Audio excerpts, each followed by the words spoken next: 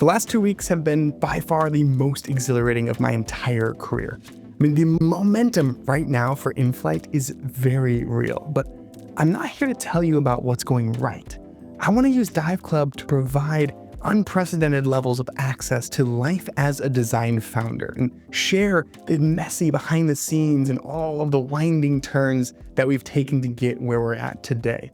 But I'm holding nothing back. This is going to be as raw as it gets. And hopefully by shining a light on some of the things I'm learning, it turns into a video series that you want to keep watching. So let's start by meeting one of the main characters of this story, Kyle Barber. He was actually the first designer I ever hired way back in 2013 when I was working on my very first startup. Spoiler, didn't go very well.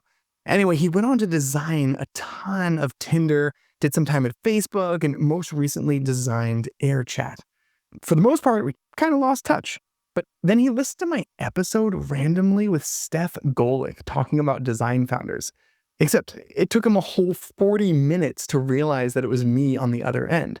So we reconnected, went back and forth on his vision for a few months. He had a viral launch tweet, raised a pre-seed, and eventually couldn't take it anymore.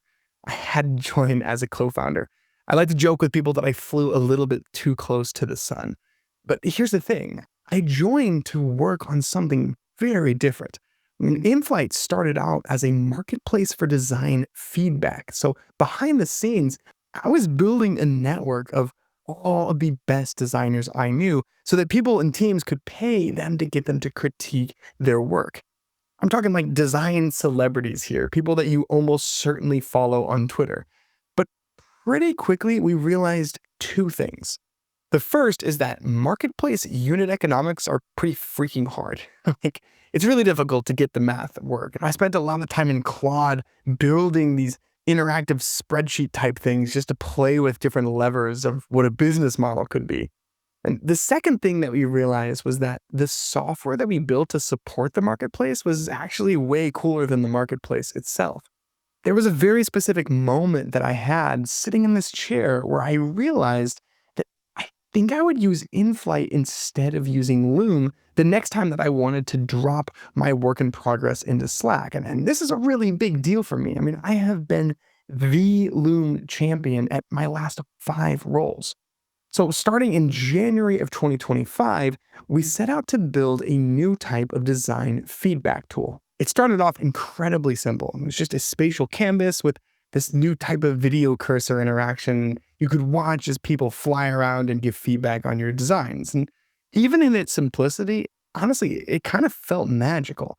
But we started showing it to different designers and pretty quickly realized that people wanted to view transcripts too, so that UI definitely had to evolve. And this started a process of obsessive dogfooding and iteration. I mean, we rebuilt Inflight 3 or 4 times while doing about 200 different demos with designers and teams all over the world.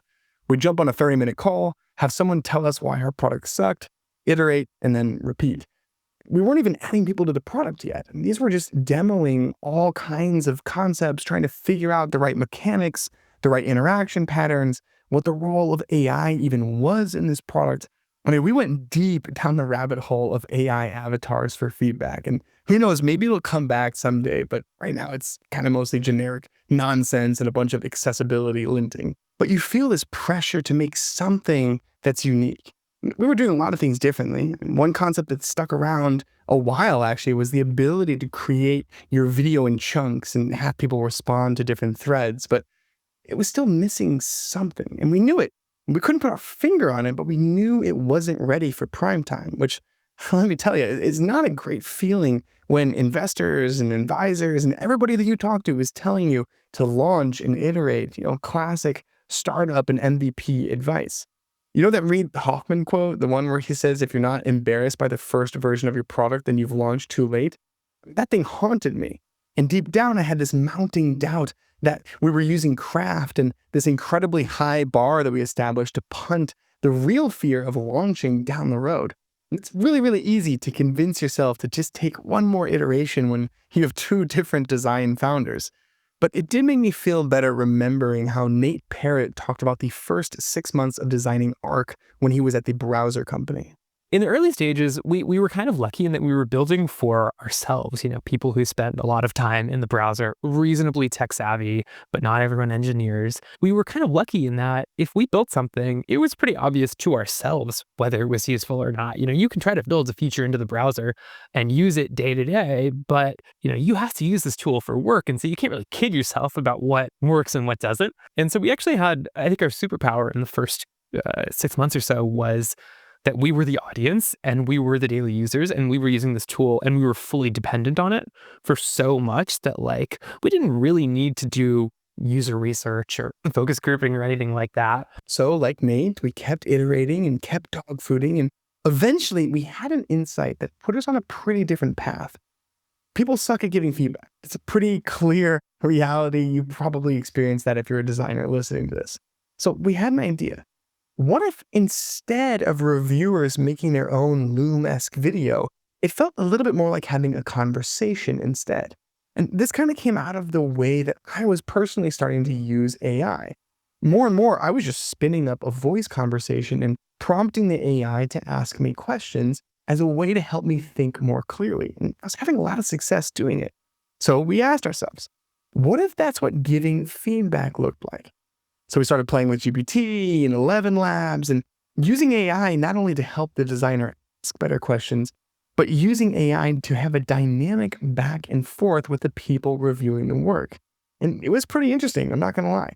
At this point, we started onboarding people, and whenever I get to that part of the demo, I'd always peek up to see their facial expression because it was pretty cool. We had finally achieved that level of novelty that's almost impossible not to hope for. So all of a sudden, I'd spend whole days where my entire design process was happening inside of 11 Labs as I tinker with system prompts and language design. It kind of made me feel like a junior designer again, if I'm being honest. Which brings me to another Dive Club lesson that I learned kind of the hard way during this time. It's really, really easy to over-architect your system prompts because you find something that needs to be improved that the model isn't really handling well out of the box. So you add a little conditional statement here and maybe another one over there, which creates yet another edge case. And all of a sudden, you're playing whack-a-mole and defining every single possible use case. So this lesson from Tu and Kumar's time designing Luma AI really hit home for me. We had to create so many of these special case rules. If this happens, do this. In this case, do this. This is how you break it down. Lo and behold, I think one of the things we are realizing is every time you approach in the LLM side of things a problem like that, you're putting a ceiling on the intelligence yourself because the way you wrote those logic pathways and those rules are the limits. No matter how intelligent the model gets, that is all it can ever do because you're literally telling it not to do anything else. And I think in hindsight, we should have, this wisdom that I was spewing a second ago of knowing the arc and everything. I should have taken that myself and been no. By the time we launch, we would have it. That's a perfect case of where clearly the methodologies got better very quickly over time. You really feel this timeline tension when you're working with AI. You know things are going to get better, but it's not quite there yet. So what do? Well, to further complicate things, we accidentally stumbled into potentially yet another pivot. Real quick message, and then we can jump back into it.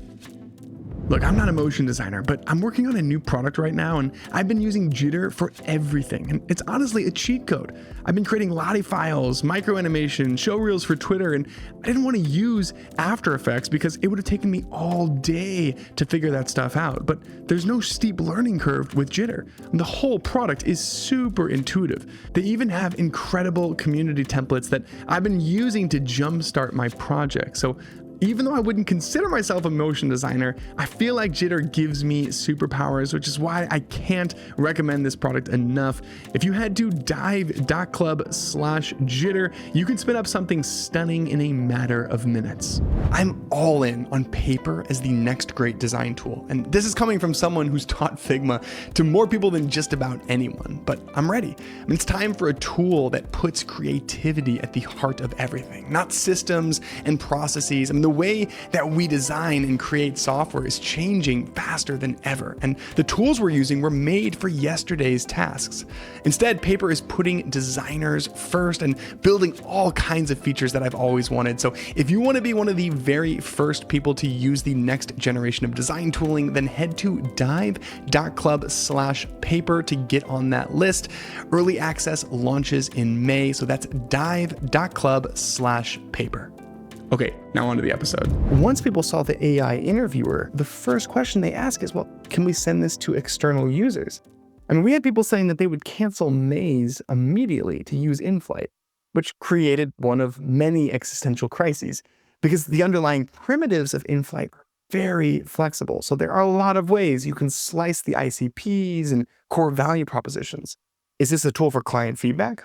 Internal team feedback? External user testing? Is the value prop speed, quality, organization, alignment? Trying to answer these questions accelerated my bowling by half a decade, I'm sure. But there was one outcome that felt like it still had the highest ceiling, and that was the internal product team. Because if you can create a product that is tailor-made for this one workflow, dropping work in progress into Slack or wherever you work, then you can capture a totally new context window. Because right now, all of that is lost in random threads and Loom links and scattered Figma comments. So if you could really capture the feedback checkpoint, then that would allow us to build new types of AI experiences that we might not even be able to think of today. So even though it felt like the more difficult path versus carving out some chunk of the existing user testing market, we weren't ready to give up. So we iterated yet again. And keep in mind, we've been onboarding beta users for a couple months at this point. So some users have stuck through a hilarious amount of production changes. Shout out Nick Basile. But we thought maybe we could strip it down a bit. And this is what led us to this Loom meets granola idea. And you know what? It felt pretty good. Now, obviously, as a designer, there's a million things that I hate. But for the first time, it felt like we finally had the right foundation. My dog food didn't taste so damn bad anymore. Not only that, but we started receiving some pretty high quality inbound. So after 5 months of iterating, 5 whole months, we finally shared our vision with the world. Was it the perfect path? Would I even share any of this as quote unquote advice? Probably not, but I'm glad that we trusted our gut because it's kind of working. And last week I had one of the best days of my entire life, I kid you not. But I'll save that for the next entry.